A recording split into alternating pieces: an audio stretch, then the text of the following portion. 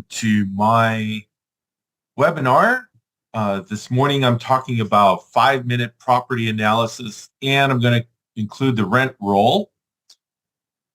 I'm going to show you a method that I use to evaluate properties very, very quickly. Okay, and I wanted to mention on this that a lot of properties that you're going to look at may not fit the mold. This one, in this example that I'm about to present, you'll see that it doesn't quite match what I want in a property, and it's mainly because it's unaffordable. It can't service the debt. So that being said, we'll continue on with this. All right. So let's see here. My 5 tips. Whoa, that didn't show up on the screen. Surprises me. But anyway, there's basically five ingredients we need to have to do this very quickly. And I want to try to set a timer here so that I can show you that I can do this in about 5 minutes. Okay. So we have, let's see here. I'm going to go to my clock here on my cell phone and set it for 5 minutes. Before I start, though, I do want to go over 5 ingredients that we need to do this very quickly. Okay, as you can see here on the screen, you need the sales price. You need to quickly come up with the gross income. If for some odd reason it's not provided, you'll have to know the market rents and do the calculations very, very quickly. Then what I do is I use a 50% expense ratio. Excuse me. This will generally cover taxes, insurance, property management fees, any type of utilities that are included for the owner or landlord. Let's see here. What else can I say on it? Also for capital expenses, any reserves for that for the future. Okay. And then we take that away. We take our 50%. We basically take the gross income and cut it in half. And that gives us our net operating income. And then I take about 80% of the net operating income. And why 80%? Well, because most lenders have what they call a 1.2% debt service coverage ratio, or DSCR. So since they tack on an extra 20%, 1.2 means you have to basically have 120% of whatever the net operating income is to service the debt. Okay, and I'll try to explain this a little bit more in just a minute so that it makes more sense to you. But the general idea here is that the lenders want to make sure that this property and yourself can service the debt. You can make the payments, monthly payments to them. So what they do is they say, okay, we're going to take 100% of your net operating income, and then we're going to tack an additional 20% on top of that. So they come up with the 120% or 1.2% debt service coverage ratio. And they do this for protection for you and, of course, to mitigate their risk for themselves. So they want to make sure that you and the property can make the payments, the monthly payments on this property, and that you won't go upside down on this. All right. So let me show you how this is done very, very quickly. I'll get this going here. Okay. So 5-minute analysis here. This will give you a quick idea of whether or not you should acquire the property, or even if you can afford it. Okay. The numbers that I'm going to present here, and everything is not really set in stone. I know there's a lot of variables, like the interest rate is fluctuating. I'm going to use 8.5%, as you'll see here in just a minute. You could put more money down. The first illustration will show you 100% financing. It'll be the complete amount. And then in the second example, or at least I'll break it down and show you what it's like if you put 20% down. Okay, so let's go ahead and rock and roll here with this. Let me get my my timer started here. So we have in this example, okay, I'm starting. In example 1 here, we have a fourplex at $500,000. The gross income is for 4 units at $1,350 a month. And what I did is I took out 10% for vacancy. So it's basically $1,350 a month. I was originally using $1,500 a month. So you multiply that by 12, I come up with $64,800. Okay, so that is after the vacancy is or unoccupancy is taken out, right? That's the 10% that I took out. And then I'm going to cut that in half, the 64,800. That will be 50% of that will go for my expenses, my taxes, insurance, capital expense reserves, or whatever, in case there's any repairs needed, and so on and so forth, other operating expenses. And then I'm going to take 80% of the 32,400 from my net operating income, and that gives me $16,200. And now remember, this is per year for the debt service to service the debt. So basically, if I take 16,200, I didn't quite do this, but let's take 16,200 divided by 12 months. That means that my mortgage can only be $1,350 a month. Okay. Now, as you calculate, as you'll see here in a minute, I calculated this. I used a 30-year amortization. I did 12 payments a year at 8.5% interest. And as you can see, my interest rate, or I'm sorry, my monthly payment is $3844.57. Annually, that comes out to $46,134.84. So remember now, what we saw in the past is that our net operating income, right, is basically 32,400, and we're looking at annual payments of 46,000 versus the 32,400. So we're over. So basically, this tells us that we cannot afford this property. There's no way we can afford it because we're going to be upside down. Okay. All right. Let's take a look at. Let's say here in this example here, we put 20% down. So now we have $400,000 or 400,000, excuse me. But you still pay at using the same 8.5% interest. We're still paying $3,075.65 a month, or $36,907.80. So again, you can see here that we're still over the 32,400 that we need, right? That's our net operating income. So even with 20% down, you still can't afford it. Okay. It still is not going to service the debt. The lenders are going to tell you, sorry, can't help you. All right. Oops, I jumped ahead here. So let's talk about this for just a second. Yes, I know the interest rates are high. They are supposedly going to go higher. I don't know. The Fed is still kind of messing around, not knowing what to do. Okay. I'm going to stop my timer here since I basically did this. Already explained the 5 steps here. And I still have a minute and 26 seconds left. So I did this just in just a little over 3.5 minutes. But anyway, so this is a method that I use to calculate very, very quickly because I look at a lot of properties every day.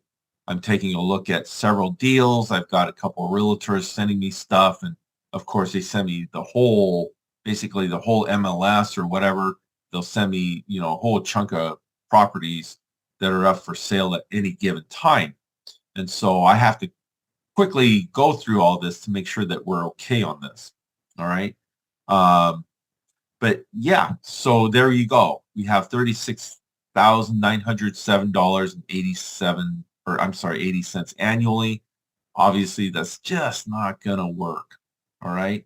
So again, you could come in with more down. You could try maybe 30% down or even 50% down payment. You could talk the seller to lowering the price. That would be a second one.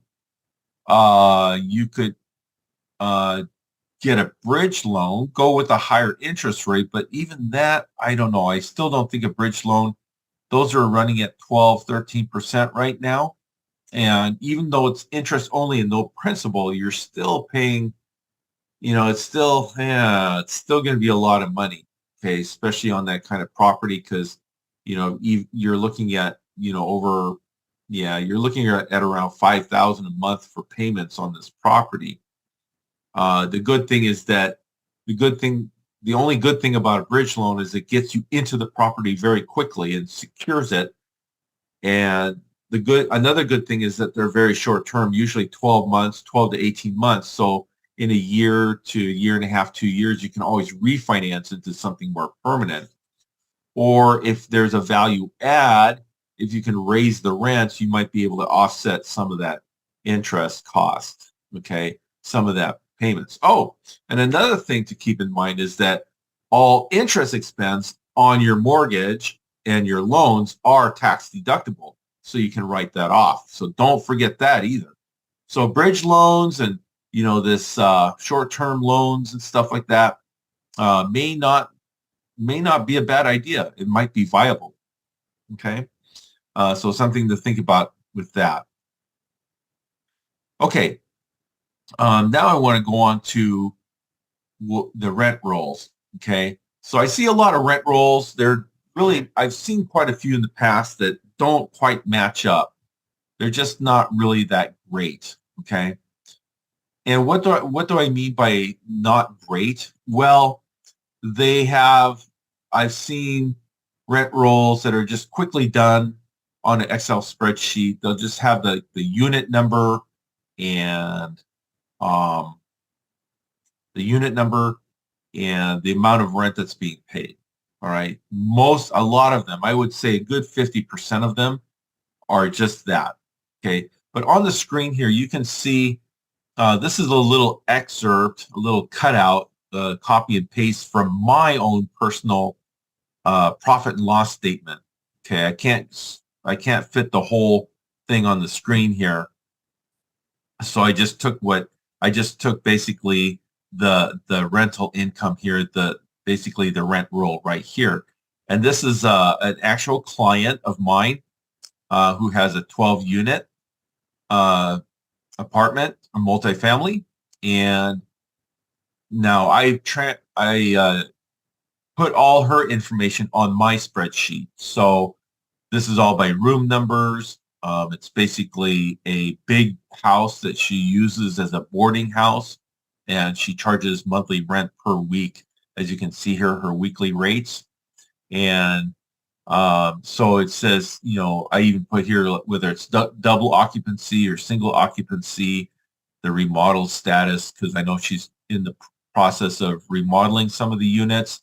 Here are her weekly rates, her monthly. These are what these units bring in monthly, and then annually. Okay, so you want to kind of show that. You want to show the rental, or I'm sorry, the unit number. If it's like a fourplex or whatever, then unit 1, unit 2, unit 1, unit 3, unit 4. Excuse me, and then you might want to give, if it's not in a remodel status, if it's turnkey and already operational, then you can, instead of putting model status, you can just put the occupancy.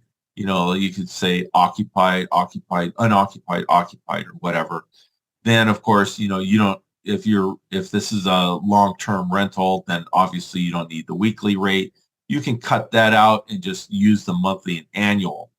In the notes, and this is something I just as I was preparing these slides, I just noticed this, but okay, so you want to make note whether the unit is occupied or not.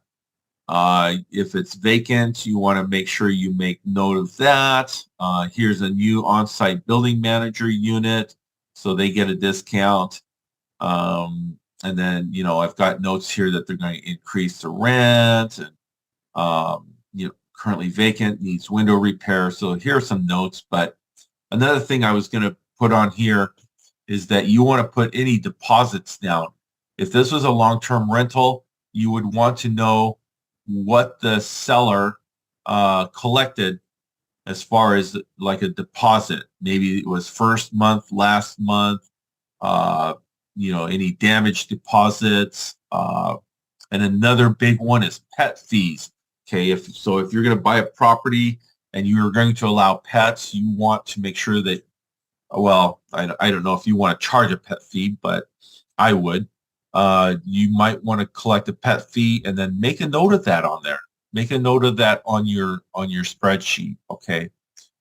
The thing is, we want the underwriters need as much details as possible. Okay, so I'm an underwriter and I cannot, don't make me have to come after you and pull your teeth to get this information.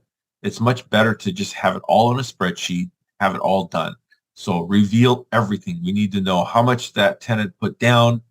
If there's a lease agreement and there's a terms on it, we need to know the date that they occupied the unit, when they're planning to move out, first and last rent deposits, any damage deposits, pet fees. What else? I mean, there's all sorts of things, but whatever this particular unit that you're looking at has, this is the kind of stuff that you want. Okay, you should at least work with the monthly rents amounts. Okay, the rent fee, or I'm sorry, the first and last deposit, and the pet fees, and all that stuff. That can all be broken down. You don't need that to do your 5-minute analysis. This will be something that the underwriter will take a look at once we go deeper into the deal and you've got the property under contract. Okay. So anyway, yeah, so that's basically all I have to say for now on this. Again, this is just a quick thing with the rent roll. The rent roll, to me, as an underwriter and an investor, is the most important thing, because once again, when we go back to our 5-minute analysis, we have to know what the gross income is. And then we take out our 10% for vacancy. Then we can use our 50% expense ratio, come up with our net operating income, take 80% of the net operating income, and within 5 minutes, you'll know I can afford this property or I can't. And then at that point, then you're going to have to decide what you want to do. Put more money down, go for a bridge loan, ask the seller to lower the price, or whatever. Do seller financing. If you can get the seller to carry the whole thing, hey, more power to you. That's great. And I'm certainly doing that myself, so I understand. But if you need some help, if you have any questions about this, how you can do this, please let me know. Please let me know.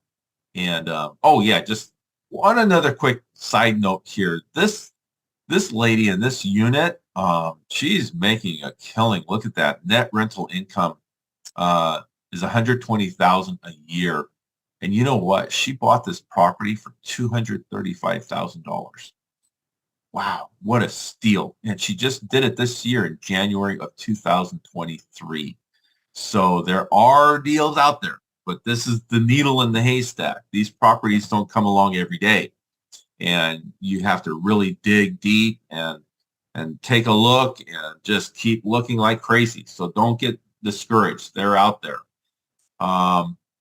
Let's see here. Just trying to think here if there's anything else I'm missing. Okay, I think I've got everything for now. I'm going to go ahead and stop. Once again, I want to thank you. My name is Andrew Seeker. My contact information is all up there on the screen here for you. I would strongly like to encourage you and ask you, please take a look at my YouTube channel. The what do you call it? They call it the handle now, I think, or whatever is up there on the screen. I have a whole bunch of videos on there. Most of them are 3 to 5 minutes long, except, of course, my webinars. But I'm trying to do all kinds of value add videos, make them really short and sweet. I know the time and attention span is very short. So I'm trying to pick topics that are very pertinent to today's real estate environment and economy. And so again, I'd like to encourage you, to consider joining the group and signing up. I would love to hear from you and to get your feedback on these videos. If there's anything I'm saying that's misleading and you can show me where I'm wrong, hey, I'm a lifelong learner. I own my mistakes. So if I'm saying anything that's misleading or not true, please feel free to let me know. Okay. So again, I just want to thank you. Want to wish you all the best, and please keep in touch. Please continue, to help me watch these videos. Please let me know if you have any topics or anything you want to talk about. Let me know. I'm thinking about even doing a free analysis for you live on the screen. So if you have a property or deal that you want some analysis on, then yeah, feel free to contact me and we'll do this. All right.